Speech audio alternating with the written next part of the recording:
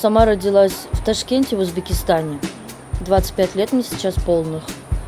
Получается, в год и в 3 месяца я попала в детский дом, в дом малютки, потому что меня потеряла родная бабушка на улице. Я через милицию попала в детский дом. На тот момент мою маму посадили в тюрьму. Первый раз, это был 93-й год. Выросла я, естественно, в детском доме. Закончила детский дом. Получается, из детского дома вышла я без документов. Мне не дали дальнейшего образования, не дали дальнейшей помощи, жилья. Выпустили без документов, дали на руки определенную сумму денег, 1800 сомов, вещи. Потом, получается, скоропостижно я вышла замуж, потому что было тяжело жить мне без образования, на улице, у чужих людей. Не всем нужна я была, у всех свои проблемы. Вот, вышла замуж я, получается, рано, 18 лет. Родила сына старшего, Давида. Потом, получается, родила еще одного сына через 2 года, Романа. Ну, получилось так, что через 3 года мы разошлись с мужем. Ну, это тоже длинная история, почему разошлись. И моих детей забрали у меня органы опеки. Сослались на то, что нету у меня своего жилья, нету стабильной работы, нету родственников, дети будут голодать, я сама буду голодать, ничего им не смогу дать. И, в общем, забрали. Но это тоже, я знаю, что это все было сделано.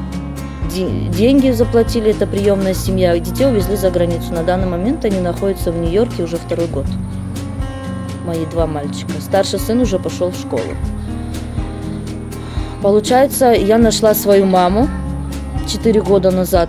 Она сейчас на данный момент сидит в тюрьме. Я с ней общаюсь прекрасно, я к ней ездю. Я ездила со своим 3-м сыном. У меня сейчас есть Глеб, 3-й сын, ему 2-й месяц уже идет.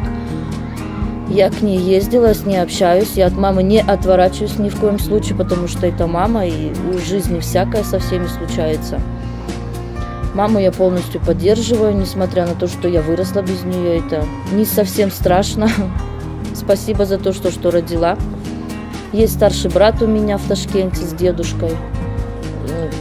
Связь пока еще не нашли, но будет связь. Сестренка есть на Иссыкуле, есть бабушка, есть тетя, родственников много у меня, оказывается, есть. Это мы будем всех собирать, со всеми еще будем знакомиться, как говорится. Был такой момент у меня, я когда родила старшего ребенка, получается, ему было 3 месяца от роду, когда я сильно поругалась с мужем, и получилось, что я осталась на улице. А как я родила ребенка в январе, 3 месяца, это еще было холодно на улице. Я осталась с ним вот так вот, прям на улице. Я жила в городе, приходилось даже мне в подземном переходе там побираться с ним на руках, потому что кушать нечего было. Вот что-то кто-то подаст, я ему покупала вот, что он на тот момент мог, смеси какие-то, вот так ходила по домам, кипяток просила вот так по людям. Но это длилось недолго, где-то, наверное, 3 недели я вот так вот, ну, не отказалась и не сдала его в детский дом, несмотря даже на такую ситуацию. Потом все-таки помирились и как-то продолжали жить. Ну, были такие моменты, что когда мы ругались с ним, я оставалась с детьми на улице, потому что это его дом, мне приходилось уходить. Я разошлась с мужем, идти некуда, работы нету. Была в положении вот и 3-м ребенком своим. Я жила у маминого знакомого, получается, на съемном. Они сдавали дом, а меня поселили туда бесплатно. Сам он человек был тюремный. У него и общество такое тюремное до сих пор, зэки. Вот это. Я там одна в этом доме, к нему приходили люди постоянно, мужчины, сборище, вот это вот все такое вот там. Маты, выпивка, это все. Не подобает беременной, еще и если родится там ребенок.